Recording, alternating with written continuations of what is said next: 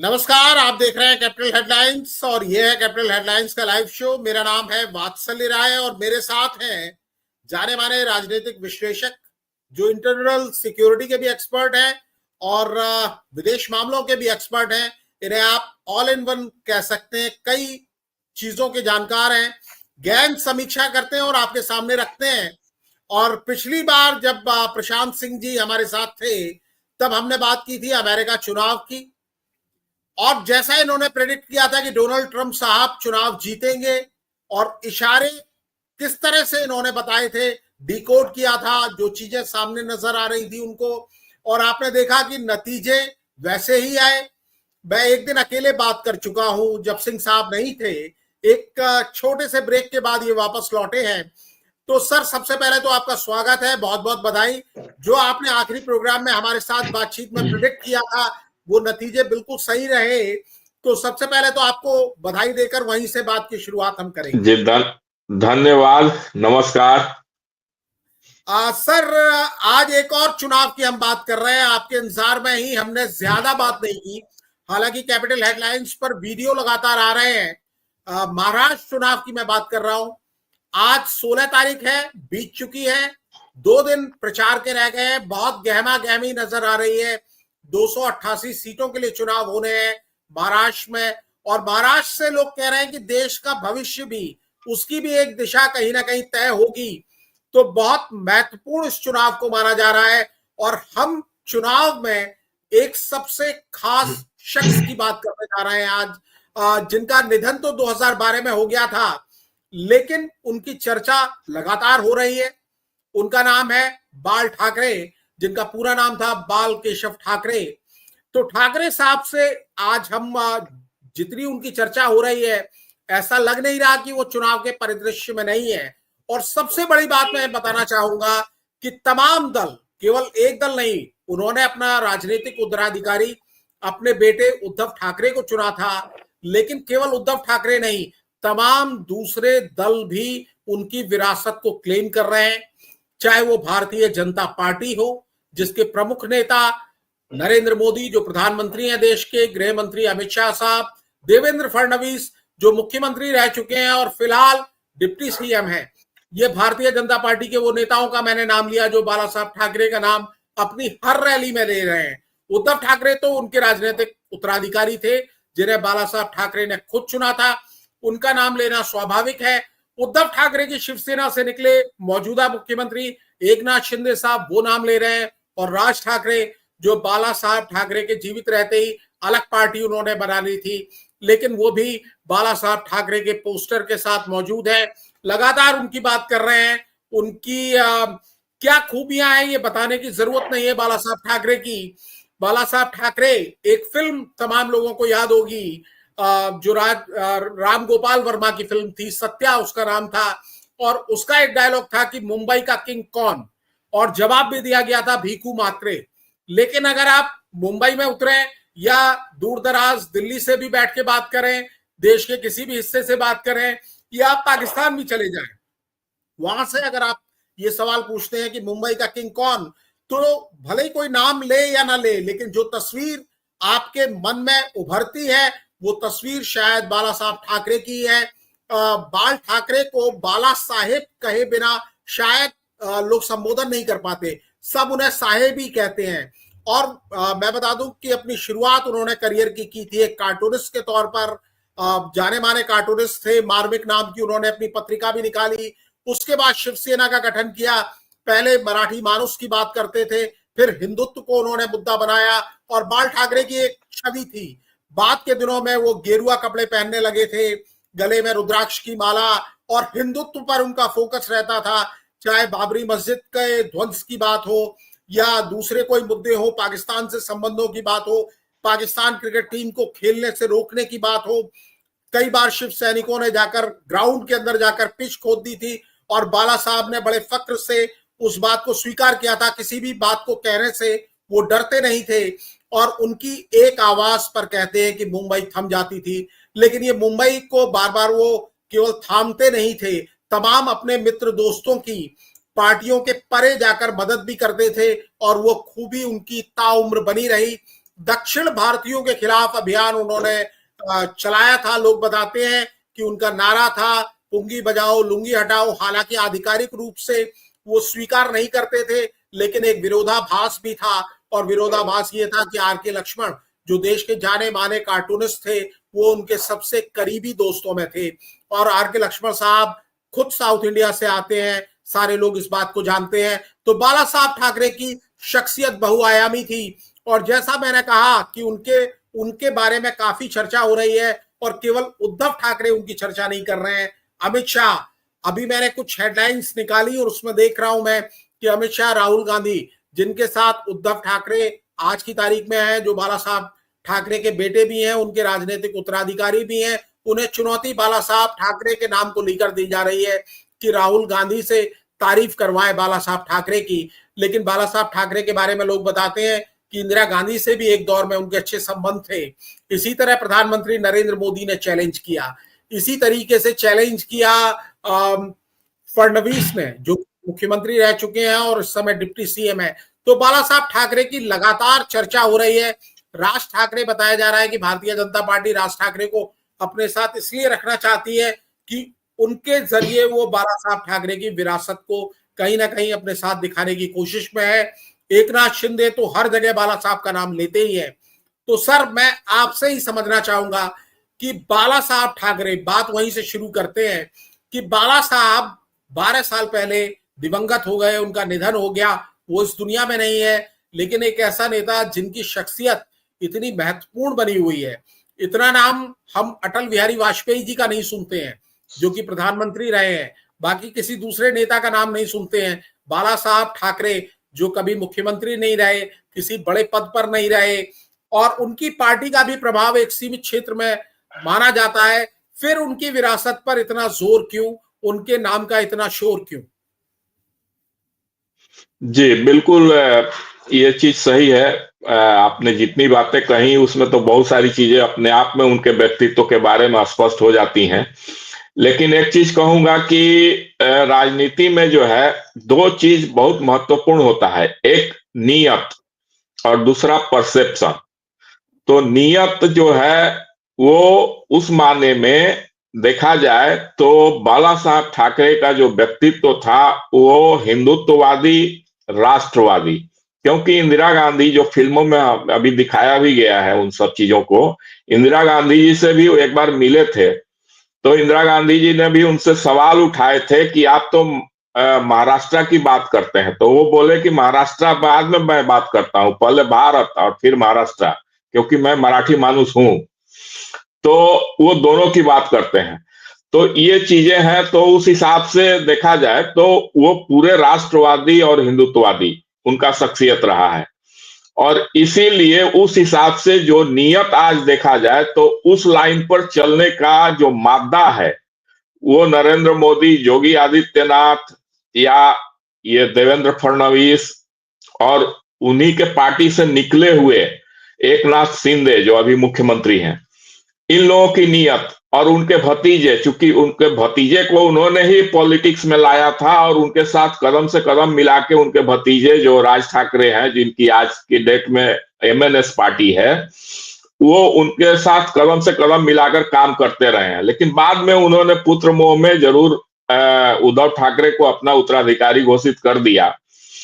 लेकिन आज देखा जाए तो नियत के मामला में राज ठाकरे ही उनके असली विचारों का प्रतिनिधित्व करते हैं, और एकनाथ शिंदे तो उसी मैटर पर अलग ही हुए उद्धव ठाकरे से कि उद्धव ठाकरे उनके विरासत को, उनके व्यक्तित्व को और उनके विचारधारा को तिलांजलि दे चुके थे।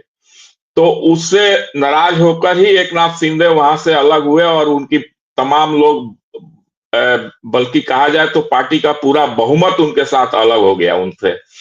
तो ये एकनाथ शिंदे जी के साथ आया। और ये मैं कहूं कि चूंकि 1990 के दशक में मैं थोड़ा सा ज्यादा ये सब चीजें मॉनिटर कर रहा था, देख रहा था, और तमाम मीडिया के माध्यम से अपने आप को इनरिच कर रहा था, मैं अपने ज्ञान को बढ़ाने की कोशिश कर रहा था। तो मैं देखता था कि दो व्यक्ति, एक तो बाला साहब ठाकरे और दूसरे लाल कृष्ण आडवाणी, इनके नाम से जो सनातन विरोधी और भारत विरोधी ताकतें और खास करके पाकिस्तान जैसे देश में कपकपी छूटती थी इस दो नामों से। क्योंकि बाबा साहब ठाकरे की स्थिति तो ये थी कि वो खांस देते थे तो हेडलाइंस बनता था पाकिस्तान की मीडिया में, क्योंकि सबको लगता था कि ये दो व्यक्ति ऐसे हैं जो भारत को फिर से गौरवान्वित कर सकते हैं और उसके पुराने गौरव को वापस ला सकते हैं अगर इनको सत्ता में शक्ति मिली तो। और बाला साहब ठाकरे कई बार बोल भी चुके थे अपने जीवन काल में कि उनको अगर प्रधानमंत्री बना दिया जाए तो 1 मिनट में सारी समस्याओं का हल कर देंगे।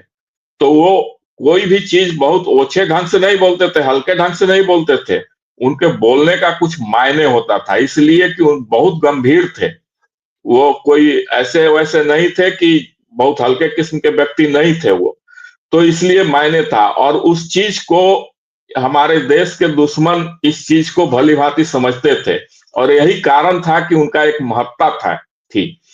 तो ये चीजें हैं और उस चीज को लेकर अभी के पॉलिटिक्स में मारामारी तो हो रही है। और बिल्कुल सही आपने अपने क्लिप में दिखाया कि अमित शाह जी भी चैलेंज कर रहे हैं कि राहुल गांधी 2 शब्द उनके विषय में बोलकर दिखाएं। नहीं हिम्मत होगी, क्योंकि जो राहुल गांधी हमेशा उदयनिधि मारन या उस तरह के लोगों के साथ खड़े दिखाई पड़ते हैं जहां सनातन धर्म को इरेडिकेट करने की बात होती है, और वो राहुल गांधी कैसे बाला साहब ठाकरे के विषय में कभी बोल सकते हैं, वो सवाल ही नहीं उठता है। उनके लिए बहुत ही मुश्किल काम है। तो ये चीजें हैं और इसलिए बाला साहब ठाकरे का व्यक्तित्व जो है भारत के राष्ट्रवाद के और भारत के सनातन संस्कृति के संदर्भ में और भारत को मजबूत आर्थिक शक्ति, सामरिक शक्ति, सांस्कृतिक शक्ति के रूप में अगर देखना चाहें और उस क्रम में जो इतिहास लिखा जाएगा तो एक हिमालय के माफिक उनका भी एक व्यक्तित्व तो उसमें दर्ज होगा स्वर्णाक्षरों में। ये थी बाला साहब ठाकरे का व्यक्तित्व, जहां तक मैंने आकलन किया है अपने जीवन। जी सर, मैं आपसे 2 बातें समझना चाहूंगा क्योंकि आपने बड़े विस्तार से बताया। एक तो पाकिस्तान उन पर इतनी नजर क्यों रखता था, पाकिस्तान की मीडिया की उनमें दिलचस्पी क्यों थी इतनी ज्यादा, क्योंकि उस दौर में और भी बहुत बड़े बड़े नेता थे। बाला साहब ठाकरे का तो जैसा मैंने बताया कि उनकी पार्टी का भी प्रभाव क्षेत्र मुंबई और आसपास के इलाकों में माना जाता है। पूरे महाराष्ट्र में भी उस पार्टी का असर नहीं है, इतना असर नहीं है कि अकेले दम पर वो पूरे महाराष्ट्र में अपने कैंडिडेट खड़ा कर लें या बिना किसी से गठबंधन किए वो सरकार बनाने की स्थिति में आ जाते। ऐसा असर उस समय भी नहीं था। और महाराष्ट्र के बाहर तो इक्का दुक्का जगह ही उनकी पार्टी का थोड़ा बहुत असर था, इतना असर तो कभी नहीं था कि उसको राष्ट्रीय पार्टी का कभी कोई दर्जा मिले। तो आखिर पाकिस्तान उसको इतना महत्व क्यों दे रहा था। दूसरी बात कि उनका इस चुनाव में इतनी चर्चा आखिर क्यों हो रही है, क्या केवल यही एक मुद्दा है कि उनका नाम लेकर उद्धव ठाकरे को महायुति घेर सकती है इसीलिए बाला साहब ठाकरे को याद किया जा रहा है, या और भी कोई कारण आप देखते हैं? हाँ, इसमें कई कारण है। एक तो है कि इतना प्रभावशाली व्यक्तित्व था उनका कि उनके साथ अलायंस करने से भाजपा को पूरे अखिल भारतीय स्तर पर बहुत फायदा होता था। और एक दूसरी चीज है कि एक मनोबल होती है, जब जैसे मनोबल इस संदर्भ में कि वो बैठे हुए थे मुंबई में, वो मुंबई से बाहर नहीं निकलते थे, बहुत कम, शायद ही कभी निकलते हो, लेकिन उनका प्रभाव पड़ता था देश के हर कोने में। ठीक है, उनका चुनाव में वोट मिलना एक अलग विषय है, लेकिन उनका प्रभाव देश के हर कोने में और लोग प्रेरणा ले लेते थे उनसे, उनके व्यक्तित्व से, उनके आह्वान पर। तो ये सारी चीजें थी। तो इसलिए जो पाकिस्तान जैसे देश जो भारत के चीर दुश्मन है, तो उस तरह के देशों में स्वाभाविक चिंता होगी कि ऐसे व्यक्ति जो है देश में इस तरह का अलख जगा देंगे। ठीक है, वो अपने शायद न खड़े हो पाए और नहीं खड़े हो पाए, राजनीतिक रूप से सत्ता के शिखर पर नहीं पहुंच पाए, लेकिन अपने किस्म के लोगों को वो सत्ता के शिखर पर पहुंचाने में सहायक हो जाएंगे। ये भी एक बहुत बड़ी चीज होती है और शायद इसीलिए उन सब चीजों को पकड़ के जो हमारे दुश्मन हैं वो उनसे चिंतित रहते थे और उनसे भयभीत भी रहते थे, और उनकी बहुत सारी परेशानियां उनसे रहती थी, उनके व्यक्तित्व से निश्चित रूप से। एक चीज ये हो गई। आज की डेट में जो है, जहां मुस्लिम तंजीमें और बहुत सारे इस्लामिक लोग जमा होकर 17 सूत्री मांगे अपनी पेश कर रहे हैं, और उसको महाअगाड़ी या आप सेंट्रल लेवल पर कहें तो इंडी अलायंस के लोग, जिसमें कांग्रेस वगैरह, उद्धव ठाकरे की पार्टी वगैरह है, वो लोग उसको स्वीकार करने, स्वीकारोक्ति देते हैं। तो उस परिस्थिति में ये जो एनडीए है या महायुति यहाँ महाराष्ट्र के स्तर पर है, तो उन लोगों को लग रहा है कि इसमें पब्लिक के सामने ये सब चीजें लेके जाना चाहिए कि वही बाला साहब ठाकरे के सुपुत्र उद्धव ठाकरे उस लाइन पर चले गए जिस लाइन की कल्पना कभी बाला साहब ठाकरे कर नहीं सकते थे।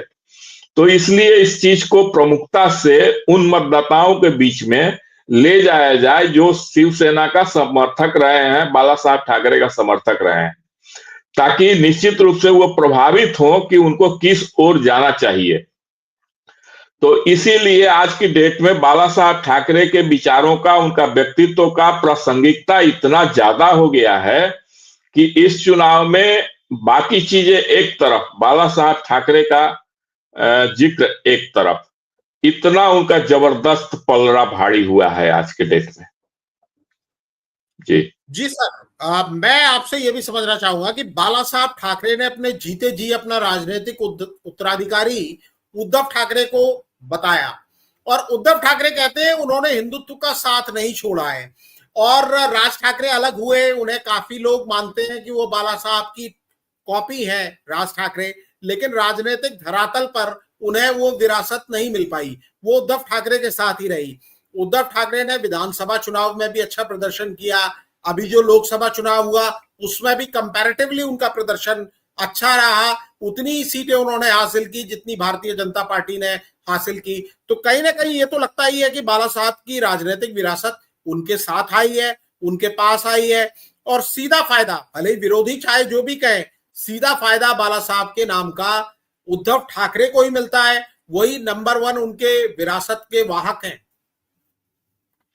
नहीं, एक चीज है कि करीब करीब आधी आधी बंट गई है, इतना तो जरूर हुआ है। क्योंकि आप देखें कि एकनाथ शिंदे जी का अपना तो कोई जनाधार नहीं था, अपना कोई जमीन नहीं था, वो बाला साहब ठाकरे की पार्टी में एक व्यक्ति थे, अच्छे व्यक्ति थे, अच्छे हिंदुत्ववादी, अच्छे राष्ट्रवादी के रूप में थे, और बाला साहब ठाकरे के कट्टर समर्थकों में से एक थे।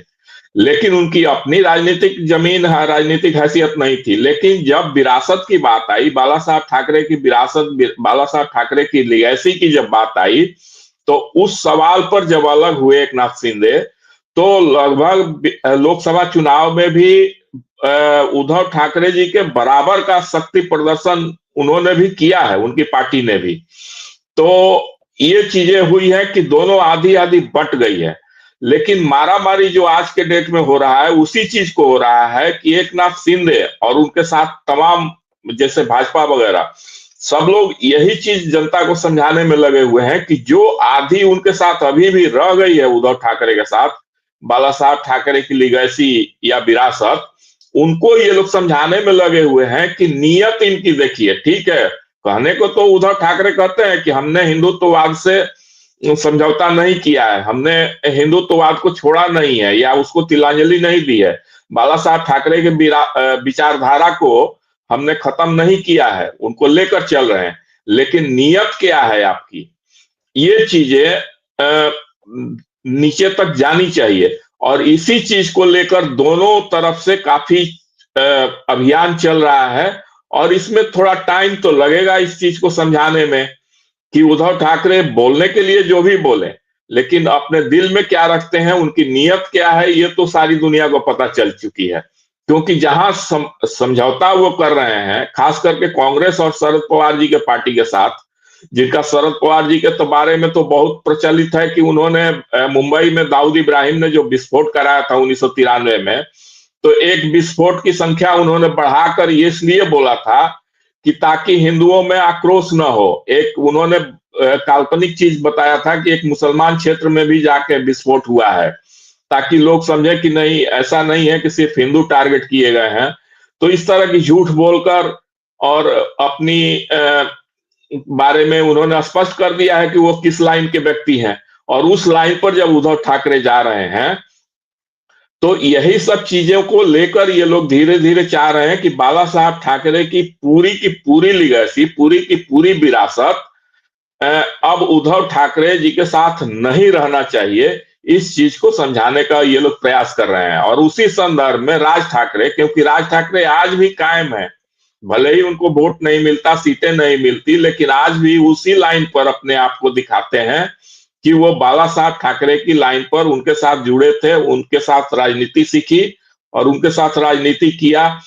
तो आज भी उनके विरासत को छोड़कर अलग नहीं हो सकते, उसी लाइन पर चलेंगे, चाहे नफा हो या नुकसान हो। तो ये सब चीजें हैं।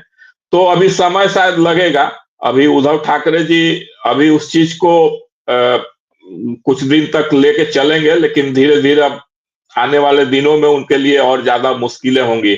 और हमको तो लगता है कि इसी चुनाव में कुछ देखने को ऐसा मिलेगा उनको भी, कि पूरी की पूरी लेगेसी उनके साथ है। आधी तो मैं पहले ही बता चुका कि आधी तो बढ़ चुकी है, आधी भी अब उनके साथ रहेगी या इसमें भी क्षरण होगा, ये आने वाला चुनाव का परिणाम बताएगा।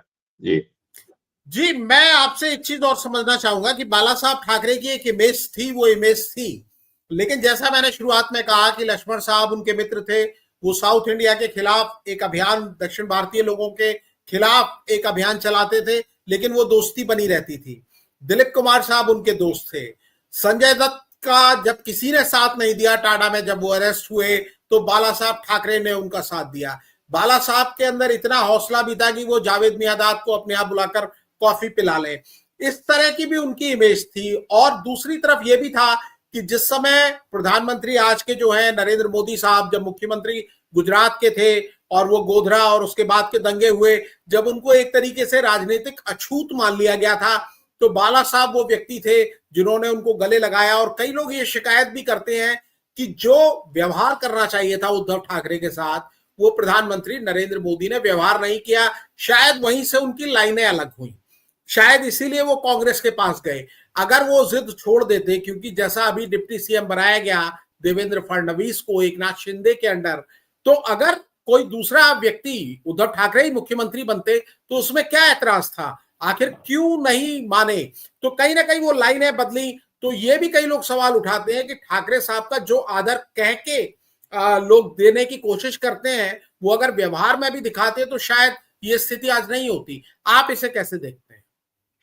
इसको जैसे एक चीज है कि इतना ही नहीं था, नरेंद्र मोदी जी को उन्होंने गले लगाया था, यहां तक कि भाजपा में और खास करके अटल बिहारी वाजपेयी जो उस टाइम प्रधानमंत्री थे, गुजरात दंगों के बाद उन्होंने कोशिश किया था कि नरेंद्र मोदी जी को वहां से चेंज किया जाए, गुजरात के मुख्यमंत्री पद से हटाकर किसी और को बनाया जाए। और भाजपा में एक बड़ी लॉबी इसके लिए काफी सक्रिय थी कि ऐसा होना चाहिए।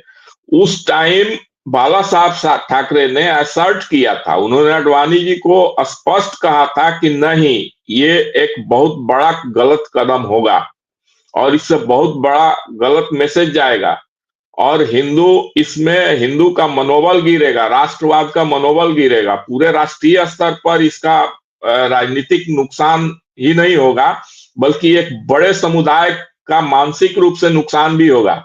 क्योंकि जो गुजरात दंगा था वो सिर्फ गुजरात दंगा नहीं था, वो एक गोधरा जो इंसिडेंट हुआ था उसका एक प्रतिकार भी तो था। तो अगर इस तरह की चीजें होंगी तो उस तरह की और चीजें होने लगेंगी, गोधरा जैसे सैकड़ों कांड होने लगेंगे।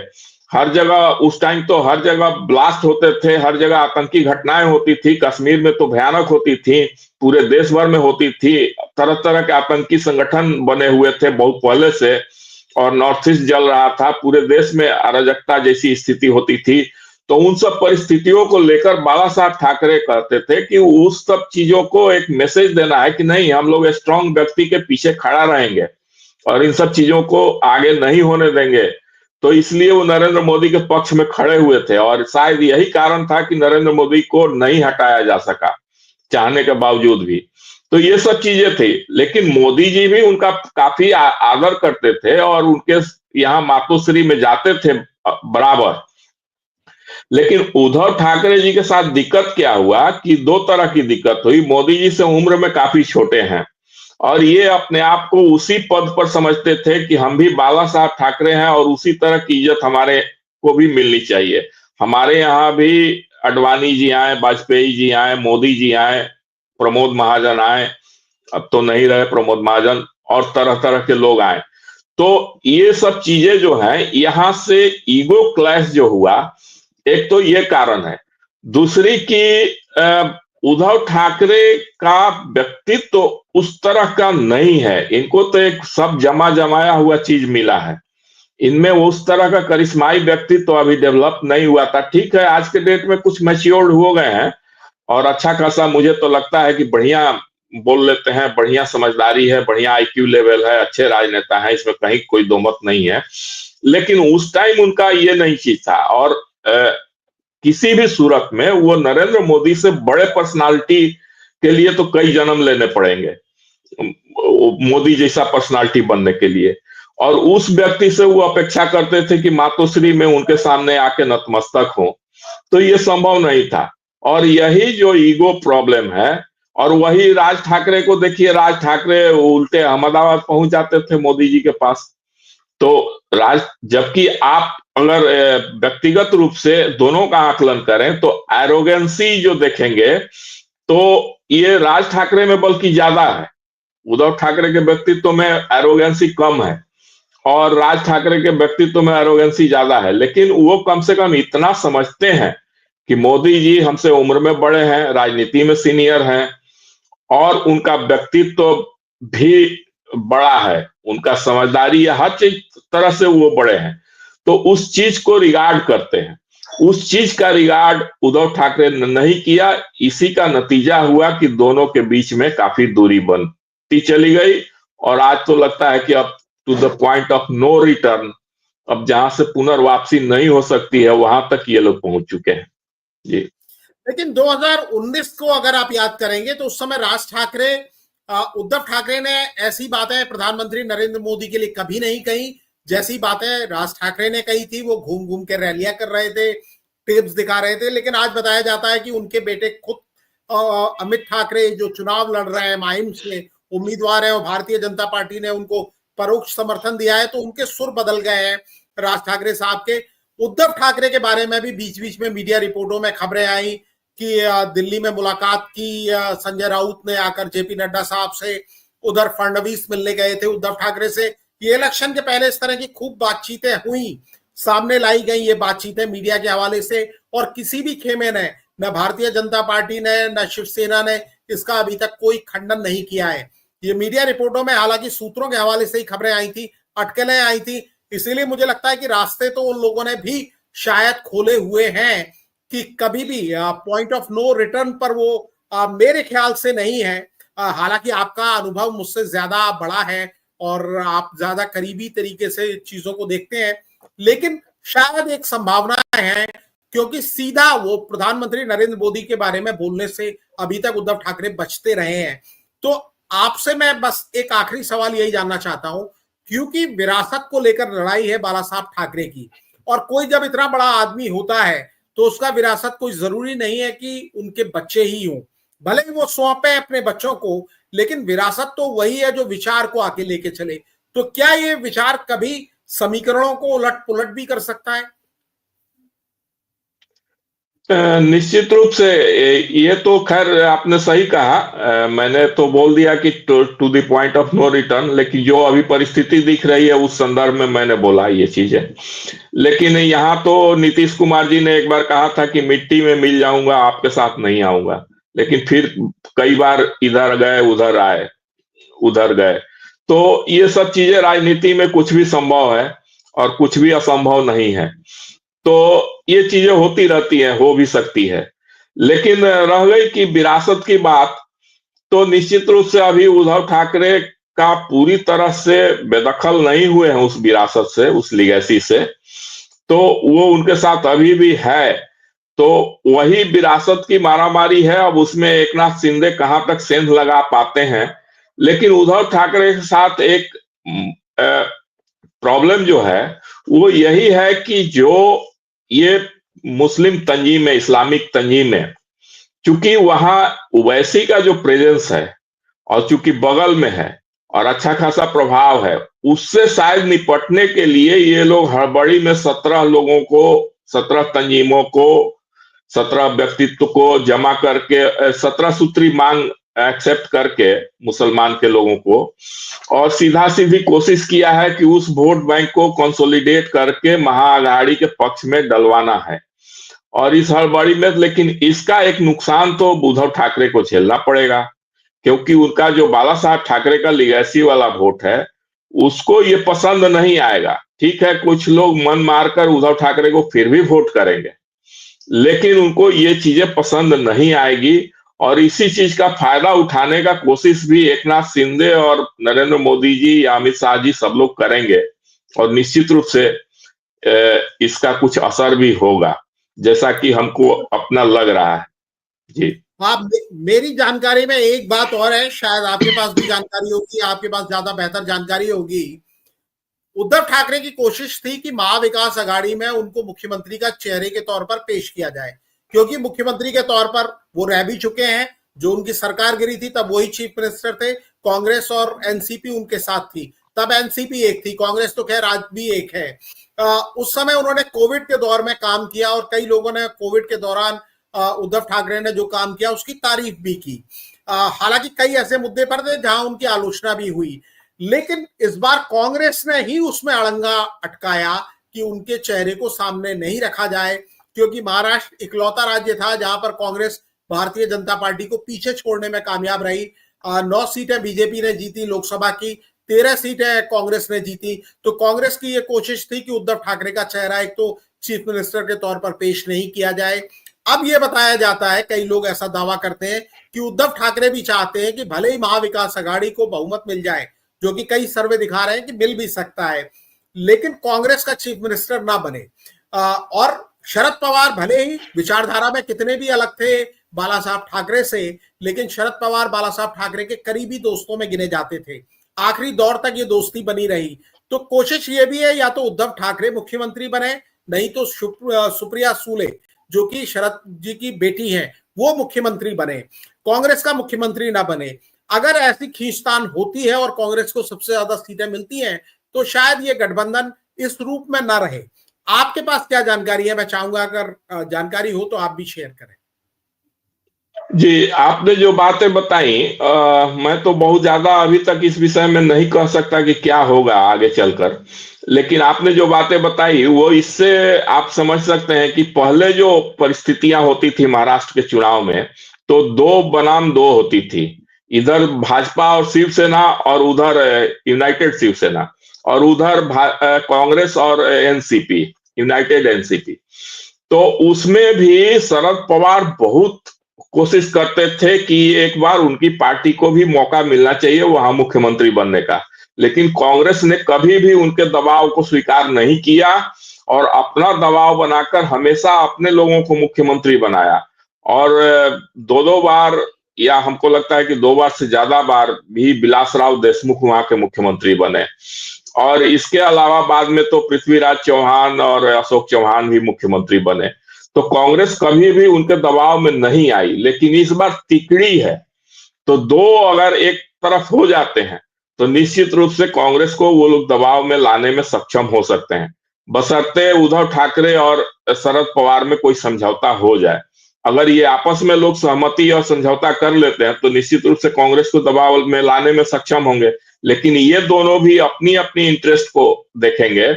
वो चाहेंगे कि हम अपनी सिर्फ बात करें सुप्रिया सूले के बारे में, या उद्धव ठाकरे चाहेंगे कि सिर्फ हम अपनी बात करें कि हम मुख्यमंत्री बनेंगे। तो उस स्थिति में फिर उसका फायदा कांग्रेस जरूर उठाएगी, क्योंकि कांग्रेस निश्चित रूप से इन दोनों से बड़ी पार्टी के रूप में आने की संभावना है, और लोकसभा चुनाव में भी यही चीज दिखा है। तो उस हिसाब से कांग्रेस निश्चित रूप से इन दोनों पर भारी पड़ेगी। तो ये चीजें देखने को मिलेंगी, लेकिन अब चुनाव परिणाम के बाद ही अब इसको देखा जा सकता है कि क्या होगा आगे चल के। लेकिन ये सब चीजें हम लोग सिर्फ आकलन कर सकते हैं, और उस आकलन में यही चीज नजर आ रही है। जी सर, 20 तारीख को वोटिंग है, प्रचार बंद हो जाएगा 2 दिन के बाद, यानी 18 तारीख को। सिर्फ 2 दिन बाकी हैं। हम चाहेंगे कि आपके साथ कई और मुद्दे हैं, क्योंकि बाला साहब से हमने बात की शुरुआत की, तमाम और चेहरे हैं जिनके ऊपर ये महाराष्ट्र की राजनीति, ये चुनाव बहुत कुछ निर्भर करता है। तो हम आपसे रिक्वेस्ट करेंगे कि हम आपसे 17 को भी बात करें, हम आपसे 18 को भी बात करें, और नतीजे आने के बाद तो बातचीत होगी ही। आज आपने सर हमें वक्त दिया, आपका बहुत बहुत आभार। सभी देखने वालों का भी आभार और बहुत शुक्रिया। आज के इस लाइव शो में इतना ही। नमस्कार।